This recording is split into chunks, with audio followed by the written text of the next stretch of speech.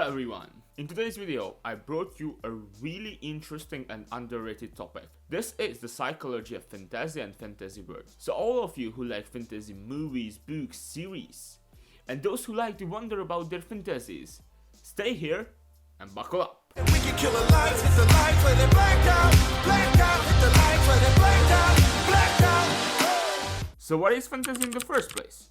Fantasy in psychological sense refers to two different possible aspects of the mind, the conscious and the unconscious. Fantasizing is something that usually experienced by everybody. It happens in our unconscious mind. Of course, we can be in control of it. It usually refers to the past and the future, and it has a connection with our mind, so it is a connection with our past. And as well, it's regularly about what we want, about our expectations, for example, in a job. And as well, it can be something that only exists in our imagination, such as having superpowers. Fantasies are a totally normal thing to experience, which is also true for sexual fantasies. However, we have to be aware of the fact that fantasies are not reality, and they're actually good for us, but till a certain point. Moreover, in different mental health conditions, such as delusional disorder or schizophrenia, it can be dangerous and mistaken.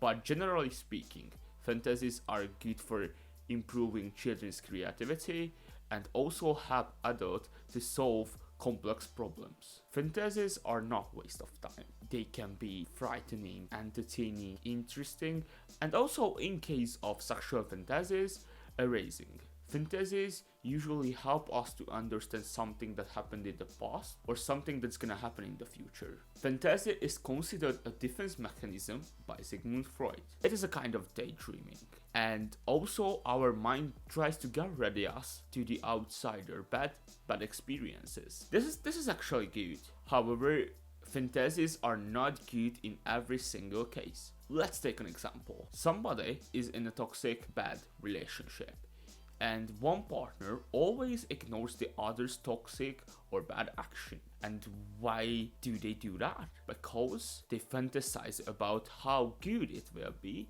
when the partner stops doing that specific habit. So actually, it's a really hard decision to make, because on one hand, you've gotta have a belief in your partner, but on the other hand, you cannot let go every single thing. This is where I think reality should pop in and we shouldn't concentrate on fantasies. So, fantasy is good because it prepares us for challenges, but they can trick us.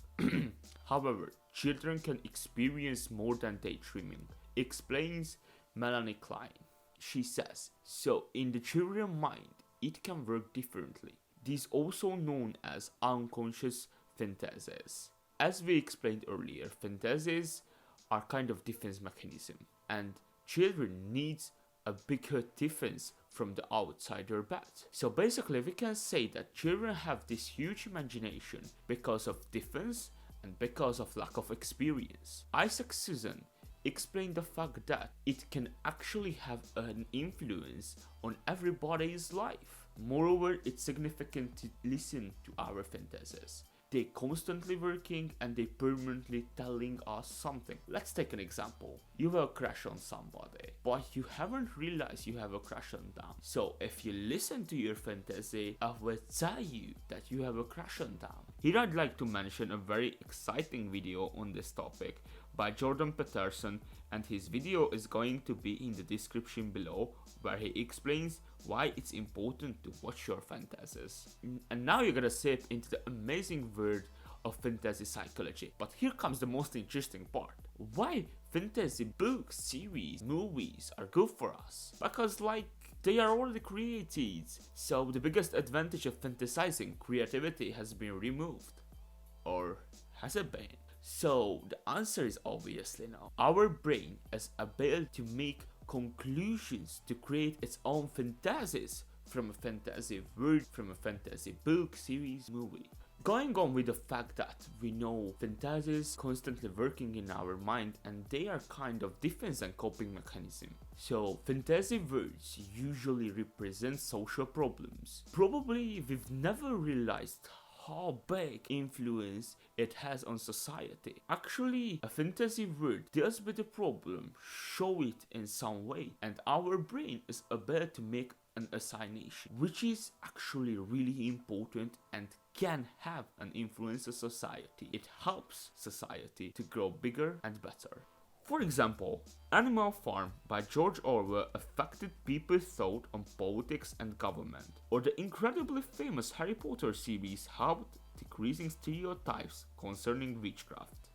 You may disclaim the fact that having conclusions in a created world has this big of an influence. Let me explain you why it really has. So Keith Outley made an experiment, and he said that people tend to identify more with struggles of fictional characters. And as you can see, it's true for all fiction stories. However, it is actually bigger in case of fantasy worlds, because they have more possibility to show a social problem. And as people identify with characters, they can feel their struggles and share their fears. So actually this experiment consisted two groups of people, and Outley examined the personality traits that the members of the group had. He worked with the book titled as The Lady with the Dog, and he gave it to both groups, but one group got the original version and another group got a rewritten version which was more documental. He found that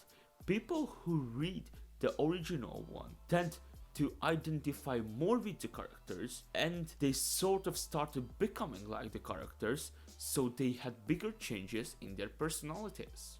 Reading fiction improves the understanding of others, and this has a very basic importance in society, not just in the general way of making the world a better place by improving interpersonal understanding, but in specific areas such as politics, business, and education.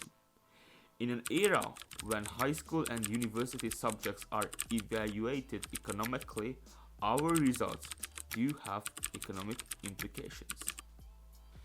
All in all, fantasies can help us, and fictions, fantasy books, series, movies, words can have huge impact, as people have empathy about ours, and fantasy words shows these social problems, and in reality we try to solve these problems. As a result, our society can be a way better place to live in. So yeah, fantasies are this cool. If you like this video, then hit us a like, subscribe, and also you can follow us on Facebook, Instagram, TikTok. My name is Roland.